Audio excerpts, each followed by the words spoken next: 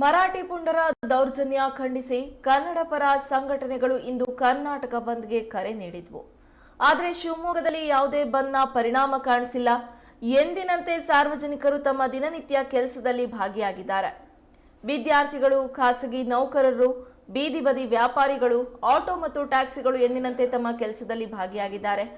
ಈ ಹಿಂದೆ ಯಾವುದೇ ಸಂಘಟನೆಗಳು ಕೂಡ ಬಂದ್ಗೆ ಕರೆ ನೀಡಿರಲಿಲ್ಲ. ವಿದ್ಯಾರ್ಥಿಗಳು ಎಂದಿನಂತೆ ಶಾಲಾ ಕಾಲೇಜುಗಳಿಗೆ ತೆರಳಿದ್ದಾರೆ. ಇನ್ನು ಸರ್ಕಾರಿ ಮತ್ತು ಖಾಸಗಿ ನೌಕರರು ತಮ್ಮ ದಿನನಿತ್ಯದ ಕೆಲಸಗಳಿಗೆ ಎಂದಿನಂತೆ ಬಸ್ ನಿಲ್ದಾಣದಲ್ಲಿ ನೌಕರರು ತುಂಬಿದ್ರು. ಇನ್ನು ನಗರದ ಜನನಿಬಿಡ ಪ್ರದೇಶದಲ್ಲಿ ಖಾಕಿ ಕಟ್ಟೆಚ್ಚರ ವಹಿಸಿದ್ದು ಅಹಿತಕರ ಘಟನೆ ನಡೆಯದಂತೆ ನಗರದಲ್ಲಿ ಹದ್ದಿನ ಕಣ್ಣಿಟ್ಟಿದೆ.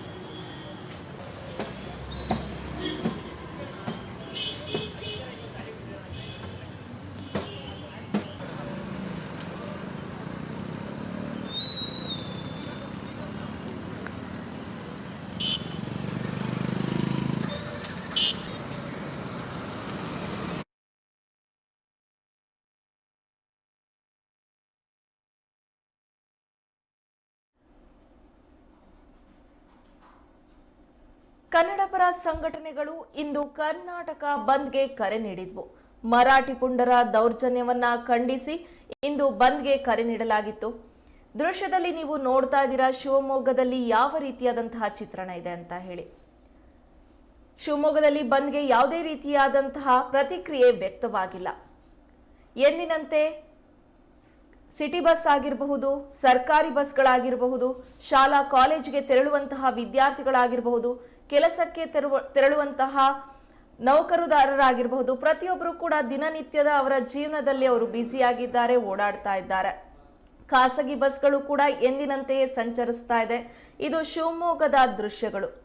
ಎಂದಿನಂತೆ ಸಾರ್ವಜನಿಕರು ತಮ್ಮ ದಿನನಿತ್ಯದ ಕೆಲಸದಲ್ಲಿ ಭಾಗಿಯಾಗಿರೋದನ್ನ ನೀವು ಇಲ್ಲಿ ಗಮನಿಸಬಹುದು. ಹಾಗೆಯೇ ವಿದ್ಯಾರ್ಥಿಗಳಾಗಿರ್ಬೋದು, ಖಾಸಗಿ ನೌಕರರಾಗಿರ್ಬೋದು, ಬೀದಿ ಬದಿ ವ್ಯಾಪಾರಿಗಳಾಗಿರಬಹುದು, ಆಟೋ ಮತ್ತೆ ಟ್ಯಾಕ್ಸಿಗಳಾಗಿರಬಹುದು, ಪ್ರತಿಯೊಬ್ಬರು ಕೂಡ ಎಂದಿನಂತೆ ತಮ್ಮ ಕೆಲಸದಲ್ಲಿ ಭಾಗಿಯಾಗಿದ್ದಾರೆ. ವಿದ್ಯಾರ್ಥಿಗಳು ಶಾಲಾ ಕಾಲೇಜುಗಳಿಗೆ ತೆರಳಿದ್ದಾರೆ. ಸರ್ಕಾರಿ ಹಾಗೂ ಖಾಸಗಿ ನೌಕರರು ತಮ್ಮ ದಿನನಿತ್ಯದ ಕೆಲಸಗಳಿಗೆ ಎಂದಿನಂತೆ ಬಸ್ ಅಥವಾ ಆಟೋಗಳಲ್ಲಿ ತಮ್ಮ ವಾಹನಗಳಲ್ಲಿ ಹೋಗಿದ್ದಾರೆ. ಇನ್ನು ಬಂದಿರುವಂತಹ ಹಿನ್ನೆಲೆಯಲ್ಲಿ ನಗರದ ಜನನಿಬಿಡ ಪ್ರದೇಶಗಳಲ್ಲಿ ಖಾಕಿ ಕಟ್ಟೆಚ್ಚರವನ್ನ ವಹಿಸಲಾಗಿದೆ.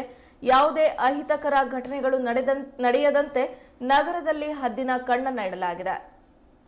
ನೀವು ದೃಶ್ಯದಲ್ಲಿ ನೋಡ್ತಾ ಇರುವಂತಹದ್ದು ಶಿವಮೊಗ್ಗದ ಚಿತ್ರಣ. ಎಂದಿನಂತೆ ಜನಸಂಚಾರ ಮುಂದುವರೆದಿದೆ. ಇಂದು ಕರೆ ನೀಡಿದಂತಹ ಕರ್ನಾಟಕ ಬಂದ್ಗೆ ಯಾವುದೇ ರೀತಿಯಾದಂತಹ ಪ್ರತಿಕ್ರಿಯೆ ವ್ಯಕ್ತವಾಗಿಲ್ಲ. ಎಂದಿನಂತೆ ಜನರು ತಮ್ಮ ದಿನನಿತ್ಯದ ಜೀವನದಲ್ಲಿ ಬ್ಯುಸಿಯಾಗಿರೋದನ್ನ ಇಲ್ಲಿ ನೀವು ಕಾಣಬಹುದಾಗಿದೆ.